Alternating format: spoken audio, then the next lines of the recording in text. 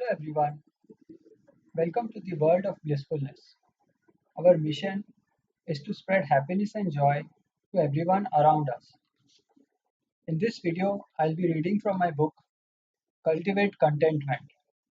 This is the front cover: inner peace, emotional freedom, positive perspective, kind heart, personal growth, live with purpose, celebrate progress. The book cover highlights the important themes of the book Cultivate Contentment. It appears to focus on achieving inner peace, emotional freedom, a positive perspective, and having a kind heart. The key term here is contentment, which implies contentment with one's current circumstances, relationships, and inner peace, rather than striving for some elusive idea of happiness or an ideal life. The book seems to promote a philosophy of contentment with now, rather than waiting for some future date to be happy. Are you ready to cultivate contentment? And this is the back cover. Contentment is found in appreciating what you have and where you are at. Focus on the present, practice gratitude daily, simplify and let go, enjoy the little things, trust the timing of your life. True contentment comes from within, not from having more, but from needing less. The back cover of the book outlines the concept of contentment and offers practical steps to cultivate it. The core message is that contentment comes from within and not from external factors like having more things.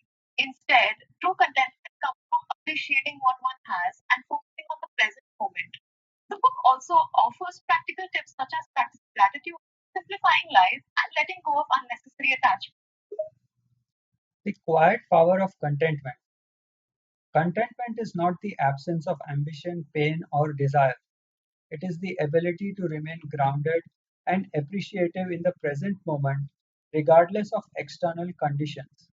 Many people spend their lives chasing happiness through achievements, possessions, recognition, or future goals, believing fulfillment exists somewhere ahead of them. Yet, contentment teaches a different truth. Peace is not found in getting everything you want, but in learning to value what already exists within and around you. All is blissful energy here and now. The passage states that contentment is not the absence of ambition, pain, or desire, but rather the ability to remain grounded and appreciative in the present moment despite external circumstances. It suggests that many people spend their lives chasing external achievements, possessions, or future goals, believing that true fulfillment lies in achieving these things. However, the passage argues that contentment teaches a different lesson, that peace is not found in getting everything you want, but instead in learning to value what already exists within and around you. Modern life encourages constant comparison. Social media showcases curated lifestyles, success stories, luxury, beauty, and endless accomplishments. This environment can subtly train the mind to believe that life is never enough as it is. Contentment interrupts that cycle. It reminds us that our worth is not determined by productivity, wealth, status, or validation from others. To cultivate contentment means to intentionally develop gratitude, acceptance, simplicity, blissfulness, and inner calm. It is a practice, not a destination. Like a garden, contentment must be nurtured daily with awareness and care. Contentment is present here and now. This passage highlights the challenges of modern life, specifically the impact of social media on our mindset and self worth. The passage suggests that the constant comparison and the portrayal of curated lifestyles on social media can lead to a feeling of never being enough. The concept of contentment is presented as a way to interrupt this cycle by cultivating gratitude, accepting one's circumstances, and focusing on simplicity and contentment in the present moment. The passage also suggests that contentment is a practice that needs to be nurtured, much like a garden, and requires daily attention and mindfulness. A content person is not someone who never struggles. Rather, they have learned how to appreciate life even while facing uncertainty or difficulty. They understand that joy can coexist with imperfection. They find beauty in ordinary moments: sunlight through a window, a meaningful conversation, a warm meal, quiet breathing, laughter, sitting peacefully in the garden, watching the birds, or just stillness. The passage emphasizes that being content is not about never experiencing struggle, but rather having the ability to appreciate life even in challenging times. Content people understand that joy and imperfection can coexist, and they find happiness and beauty in simple moments, like watching sunlight through the window, having meaningful conversations, enjoying a warm meal, listening to the sound of birds, or simply being still and mindful. The mind often lives in two places: regret about the past, anxiety about the future. Contentment lives in the present. When we fully arrive in the present moment, we begin to notice how much life already offers us. The endless craving for more begins to soften. The endless craving for more begins to soften. We stop postponing peace until conditions become perfect. True contentment does not mean giving up growth or goals. It means no longer believing your happiness depends entirely on reaching them. You can strive for improvement while still appreciating where you are right now.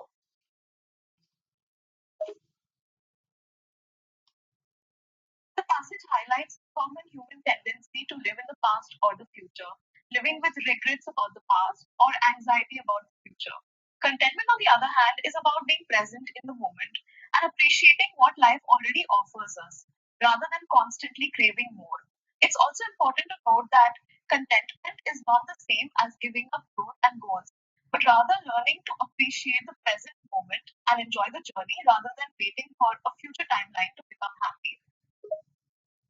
The foundation of contentment begins with acceptance: accepting yourself, accepting your journey, accepting imperfections, accepting uncertainty, accepting that life naturally changes.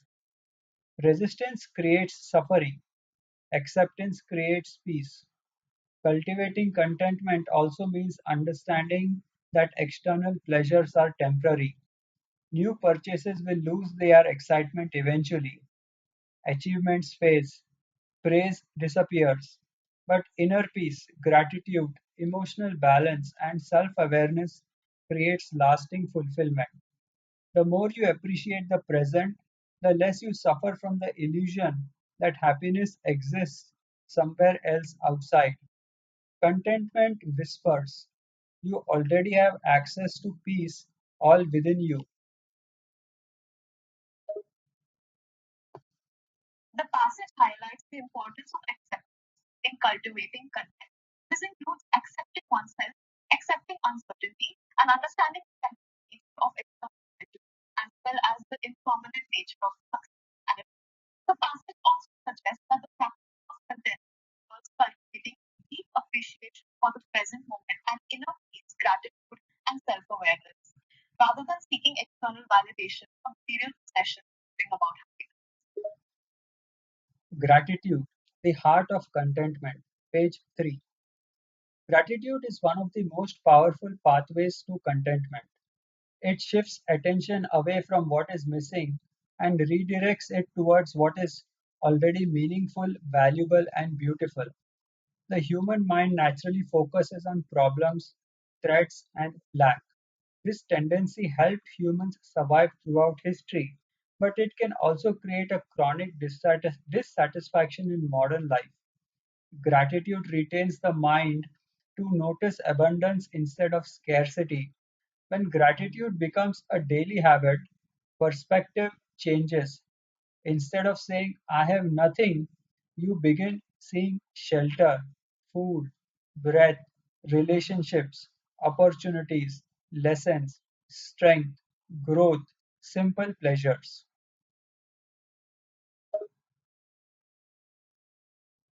The passage highlights the power of gratitude as a pathway to contentment. The human mind tends to focus on what is lacking or lacking, life, leading to dissatisfaction and unhappiness. Cultivating practice of gratitude helps shift focus away from lack and instead towards what is already abundant in one's life, such as shelter, food, relationships, and opportunities. The passage suggests that consistent gratitude practice can change perspective and help us see the abundance in our lives rather than feeling a sense of lack or absence. Gratitude does not deny hardship. It simply refuses to let hardship bind you to everything else that still exists. People often wait to feel grateful after achieving their success, but gratitude itself creates emotional richness long before success arrives. A grateful person can experience peace in ordinary circumstances because they recognize the value hidden within everyday life.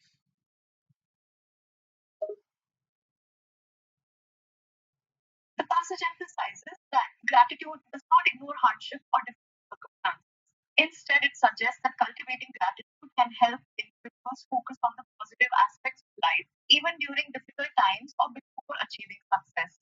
The passage also emphasizes that gratitude itself can create emotional and peace, and that those who appreciate the ordinary moments in life are able to experience contentment even without success or external validation. Simple gratitude practices include writing down three things you appreciate daily, thanking people sincerely, appreciating your body, watching sunsets or nature mindfully, reflecting on lessons learned through challenges, recognizing small moments of beauty. Contentment grows when appreciation deepens. The passage provides practical suggestions for practicing gratitude, such as 1. Keeping a daily gratitude journal, 2. Expressing sincere gratitude to others, 3. Appreciating one's body, 4.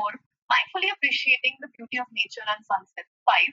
Reflecting on lessons learned from challenges, 6. Noticing small moments of beauty in life. The passage suggests that as gratitude deepens, so does one's contentment and appreciation for life.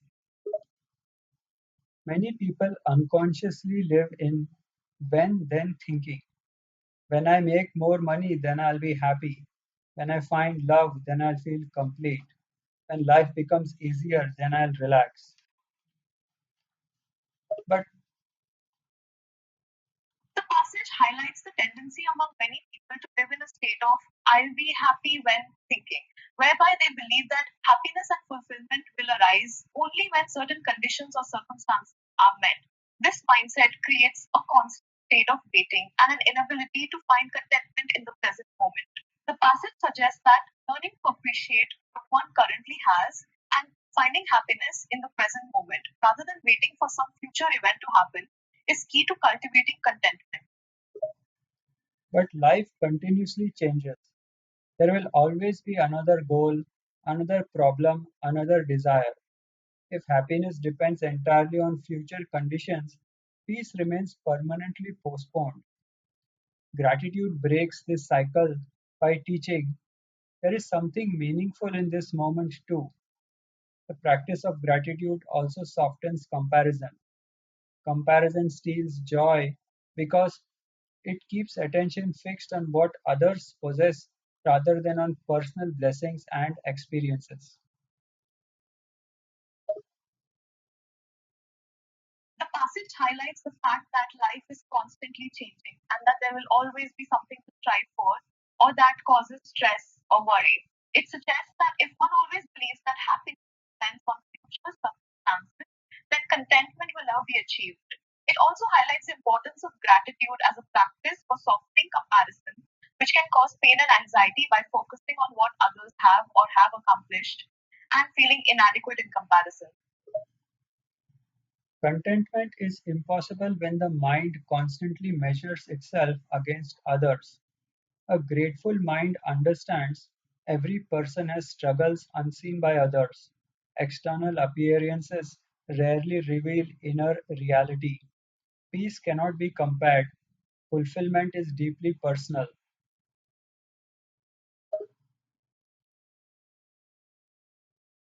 The passage emphasizes the idea that contentment can be difficult if the mind is constantly comparing oneself to others. and that gratitude helps in understanding that everyone has their own struggles. The passage also highlights the idea that peace cannot be compared and that one's own fulfillment is a deeply personal and individual experience. It suggests that what is seen on the outside may not reflect the inner reality of a person, and that true contentment comes from an appreciation of what one has and from within oneself, rather than from comparison to others. The richest people are not always the happiest. Often the most content individuals are those who learned to appreciate simple things deeply.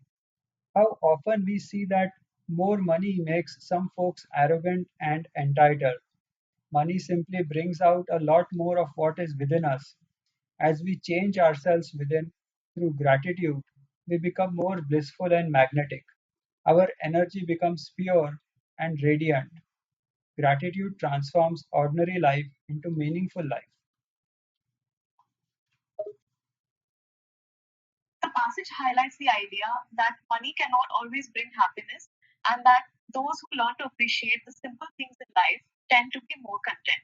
It also suggests that money does not cause people to become more happy, but rather reveals their true nature. The passage goes on to suggest that gratitude can transform one's life by making the ordinary extraordinary. I hope you enjoyed this reading of my book, Cultivate Contentment. It's available on Amazon. So, this is the front cover and back cover together. Also, please visit our website at Yes, www. thank you for sharing the reading from your book. The book cover looks great. You can read it by itself. Of course, it looks great. Also, visit our And website at www.blissfulness.life. I will definitely check out your website at www.life. Thank you and have a great day. Bye. Thank you and have a great day too. Take care.